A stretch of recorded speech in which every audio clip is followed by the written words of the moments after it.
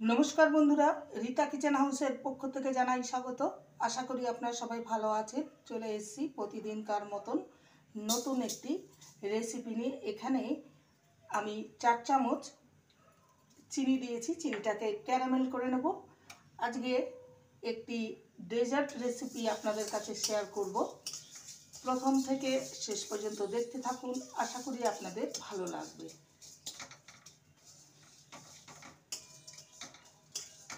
চিনিটাকে ক্যারামেল করে নেব।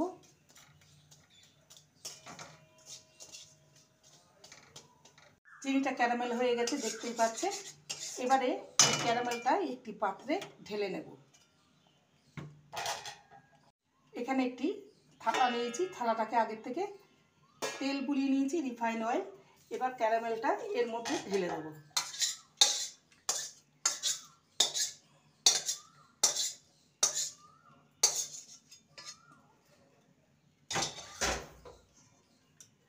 এবার থালার চারদিকে ক্যারামেলটাকে ছড়িয়ে দেবো।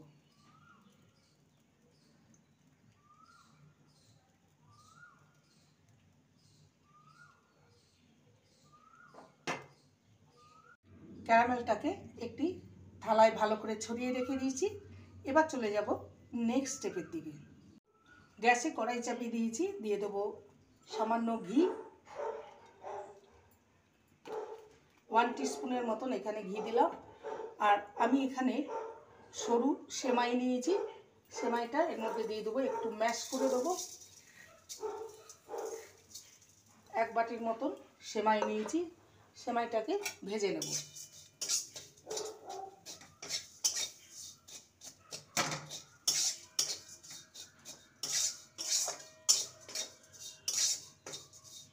সেমাইটা ভাজা হয়ে গেছে। এবার যে পাত্রে ক্যারামেল ঢেলেছি সেই পাত্রের উপরে এটাকে ছড়িয়ে দেব। এবারে সেমাইটা এর উপরে ছড়িয়ে দেব।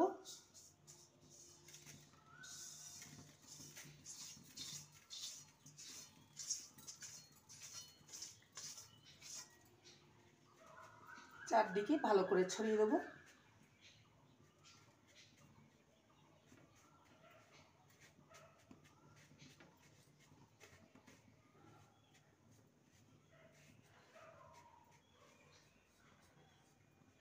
ভালো করে ছড়িয়ে দিয়েছি। এবার চলে যাব নেক্সট স্টেপের দিকে। গ্যাসে কড়াই চাপিয়ে দিয়েছি, এখানে 500 গ্রামের মতন দুধ দিয়ে দিলাম, এটা গরুর দুধ। আর দেব গুঁড়ো দুধ 1/2 কাপ। ভালো করে মিশিয়ে নেব।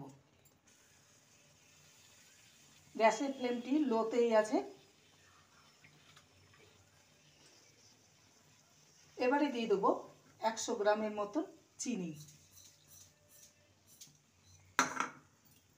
চিনিটা ভালো করে মেল্ট করে নেব।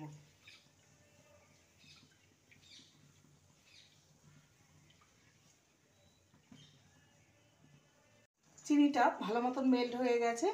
এবারে এখানে আমি কাস্টার্ড পাউডার নিয়েছি, 3 চামচ কাস্টার্ড পাউডার এখানে দিয়ে দেবো। কাস্টার্ড পাউডার না থাকলে আপনারা এখানে কর্নফ্লোর ইউজ করতে পারেন, তবে কর্নফ্লোর 3 চামচই দিতে হবে। ভালো করে নেড়ে নেব। তবে গ্যাসের ফ্লেমটাকে লোতে রেখেই করতে হবে। এবারে গ্যাসের ফ্লেমটাকে মিডিয়ামে রেখে দিয়েছি। সমস্ত কিছু ভালো করে গুলিয়ে নিয়েছি, মিশিয়ে নিয়েছি দুধের সাথে।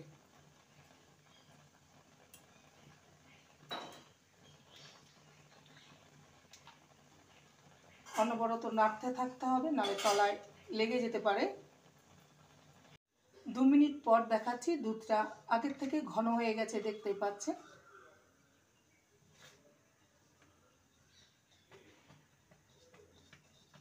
দুধের মিশ্রণটা দেখতেই পাচ্ছেন আগের থেকে ঘন হয়ে গেছে অনেকখানি। আর 1 থেকে 2 মিনিট রেডি করে নেব।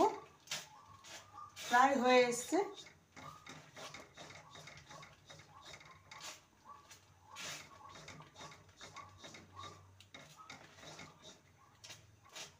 এটা রেডি হয়ে গেছে, গ্যাসের ফ্লেমটাকে অফ করে দিলাম। এবারে দুধের মিশ্রণটা এর মধ্যে ঢেলে দেবো, চারদিকে ছড়িয়ে দেবো।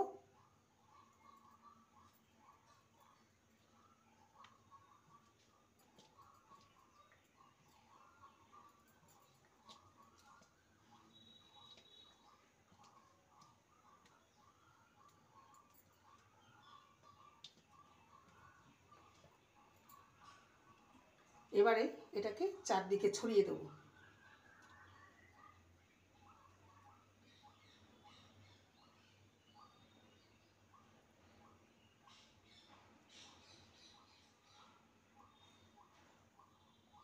এবার এটাকে নর্মাল ফ্রিজে 2 ঘন্টার মতন রেখে দেবো।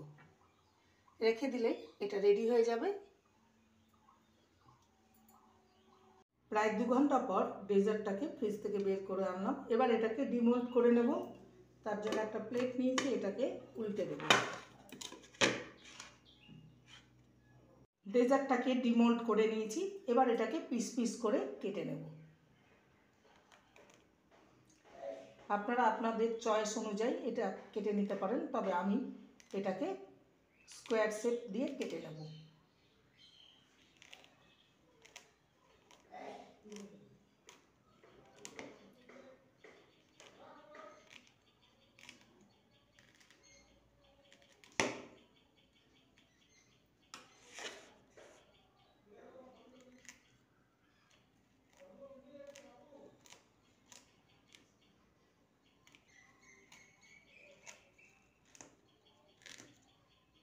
এবার এগুলোকে বের করে নেব। তৈরি হয়ে গেল আজকের রেসিপি, একটি ডেজার্ট, যেটা বাচ্চারা পেলে খুবই খুশি হয়ে যাবে। আর বানানোর পদ্ধতি খুবই সহজ।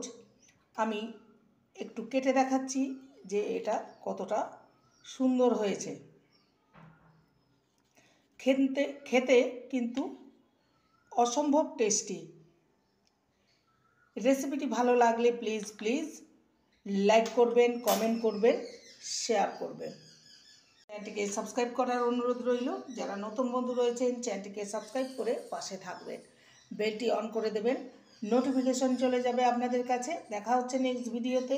নমস্কার।